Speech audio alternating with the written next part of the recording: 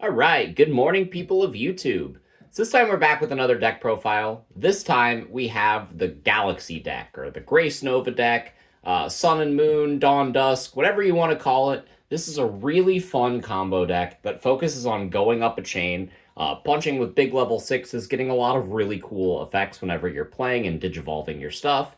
And then you have GraceNova as a big boss monster that can take care of threats on board whenever you go into it and whenever you attack with it. It's a really fun deck, has a lot of cool combos. And shout out to my buddy Steven, who has been playtesting this deck for the past 2 months, and has really been ironing out some of the ratios for this deck, until Bt15 comes out whenever we get some more support. So if you guys like this kind of content, make sure you guys like and subscribe. And without further ado, we will start, as always, with the Digitama. So we are going to be playing 4 copies of the Sunmon because Moonmon sucks. This card, whenever you use your rookie effects, the rookie inheritables will let you de-digivolve yourself, essentially, and then gain 2 memory. And then this card will allow you to pay 1 less memory and then digivolve again. So you get to recycle your when digivolving effects, and this card is just really kind of broken. And then for our 5th egg, we are playing a single copy of Bukamon because all of our rookies can evolve off of both red and blue eggs. So having jamming on the stack can be nice. This deck really takes advantage of your inheritable effects to boost your own DP. So being able to swing over blockers, being able to swing over good thresholds, this is just a good egg to make sure that you're safe most of the time. So I do like these eggs, and I think these are a good choice. So for the rookies, we are playing the obligatory 4 copies of Luna and 4 copies of Corona. They both have that inheritable effect to gain you 2 memory by de-digivolving yourself, essentially. This combos with the Tamers. This combos well with your level 4s. Combos well with your level 5s. And these are just really good combo pieces, and they are obligatory 4-ofs in the deck.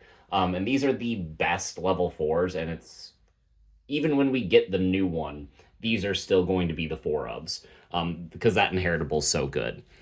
They both also have start of main phase effects, where this one can gain you a memory if you have the Tamer, and this one can bounce one of your other Digimon to gain 2 memory. So, really good target for Lunamon. He is playing 4 copies of Uko.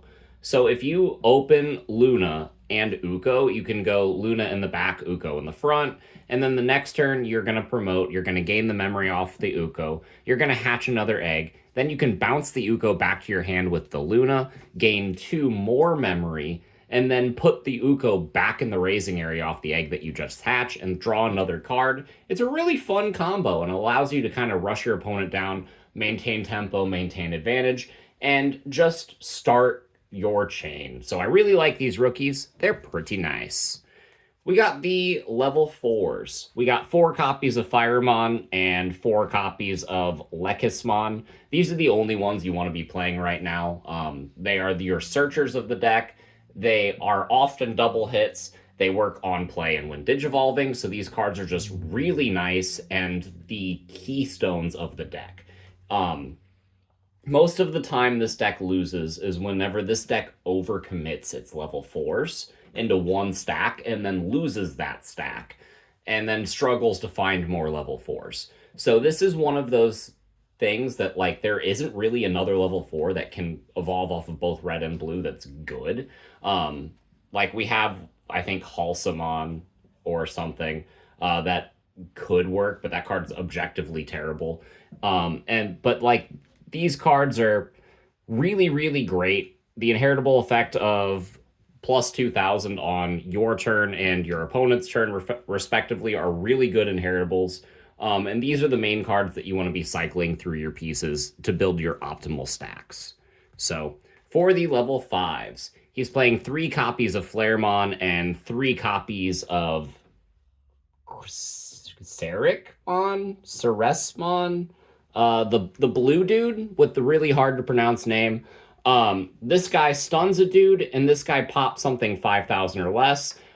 They also have really cool effects that allow you to digivolve into them for essentially 1 memory, which is kind of nice. And yeah, these are just really good cards. You don't need to max out on either of these because you really only need to see one. You're usually using your effects to cycle through your level 3s. But I have seen him stun entire boards by recycling this blue level 5 dude. And that's really funny. So these are really good level 5s to be playing. He is also playing a single copy of Garudamon Ace and a single copy of Zudamon Ace. And I think these are really smart inclusions for the deck. So you don't want to leave your level 4 unprotected. So having an Ace that you can Blast Evolve into is really nice. Not only that, but the level 6s in this deck can win games on their own, even without GraceNova. So being able to play a level 4 in the early game, maybe get a body removed, and then maybe get a body removed and play your Tamer for free, it's really good. You get to pass your opponent very little memory that way. And then on the next turn, you can go into like Apollo or Diana, and then just start kind of controlling the game from there. And it's really good. Like, these are fantastic cards for establishing aggro and putting your opponent on the back foot. So I really like his level 5 selection, and I think that's really smart. So going into the level 6s, it's just going to be 4 copies of Apollo and 4 copies of Diana. These are both really good cards in different ways. Diana will stun entire boards and is a really beefy blocker, so really good defensively, and you can basically unsuspend it when going into it, so you can essentially swing with your level 5s, do some stuff, and then go into Diana and play defensively on the next turn. And then you also have Apollo, which can blow up bodies, swing lots of damage. It has Blitz. It's just a really good card. And yeah, these are the level 6s you want to be playing. Yes, you do kind of need to be playing 4 of each. It is a little clumpy sometimes, but if you play any less than this, then you aren't going to see the pieces that you need when you need to see them. And this deck would rather be a really effective toolbox. And the problem with that is there aren't really many good searchers in the deck aside from the level 4s. And the only way to guarantee that you have the tools that you need is to just be playing more copies of the tools. So that is the approach that we're going with here. These are the level 6s. For the level 7s, there's just 2 copies of GraceNova. He was testing it at 3 and said it felt really clumpy. This card is very easy to hit with your searcher cards. A lot of the times, your double search is just because you happen to find this while you're searching. And you really only need to see maybe one of this to win the game if you need to remove bodies. But there are a lot of games that he has won just by going into Diana, stunning a board, and then getting multiple swings, or going into Apollo and just checking a shit ton of security. These cards are mostly defensive pieces that he uses to remove bodies and remove sources. And then it's really hard to set up when this card is on the board, because if you try to set up in this card's face and it rolls around back to his turn, he can just attack and then blow up another body, and it's really scary. It's really dumb. This is a really good card. And yeah, for those of you that want to build the deck, you can get away only buying 2 of this. So there you go. Saved you a little bit of money right there. So hope you like it. That's the entire Digimon line. We were experimenting with the ADR Searcher because you can hard slam it for 1 and then draw a card, and that's pretty nice, and then bounce it with Luna. But ultimately, he ended up cutting those for the Ukos because he needed consistent ways to get damage. So yeah, that's it for the Digimon. For the Tamers, he's playing 7. 4 copies of the Memory Tamer, 3 copies of the blue one. I feel like this is pretty standard. The blue one can get you stray memory whenever you tuck sources, and it helps facilitate your DNA play if you do need it, so there you go.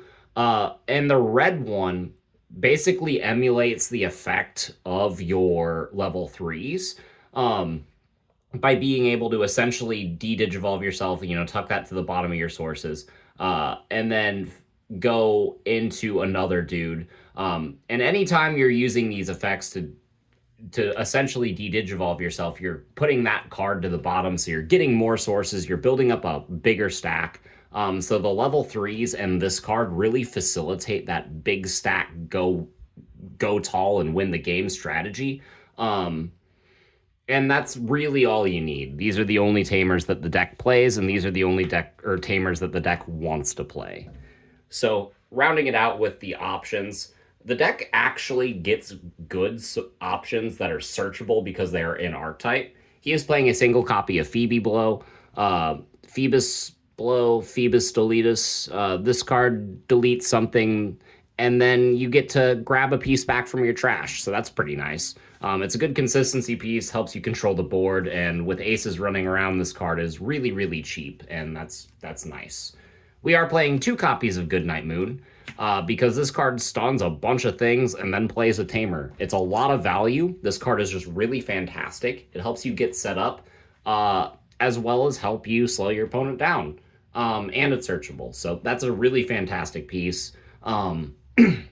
I think in the next set, whenever the new Digimon and stuff come out, I think these are the cards that he's going to cut first, to add the Galgamon from the new set. I think that's a really respectable decision, but time will tell. We'll have an updated profile whenever Bt15 does roll around. But for right now, these cards are really good pieces and really consistent options for the deck. There are 2 more. We are playing a single copy of Trident Gaia and a single copy of Kaiser Nail. So Kaiser Nail is really funny. You remember how I said this deck loses if it overcommits its level 4s, and then the stack dies, and then you run out of level 4s? Yeah, well, this card will let you recycle one of those 8 level 4s, get another search, start building another stack. It's a really effective card at what this deck wants to do. Not only that, but you can start using the red Tamer and your level 3 inheritables to tuck like the Diana or the Apollo from the top of your stack. Go into another one and then use this card to play a second level 6, and then you're sitting all hunky-dory, and that's really nice. And then Trident Gaia was here because his deck felt like it needed at least one more way to get rid of big problem Digimon in some instances.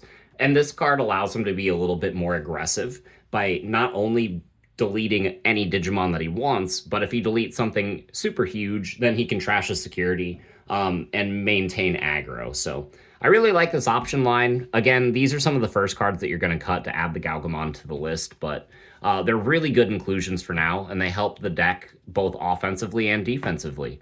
So yeah, that's the list. This deck is really cool. There's a lot of really cool combo potential. And it's one of those decks that you kind of have to start playing and feel out what you're doing before you like take this to like any big events for sure.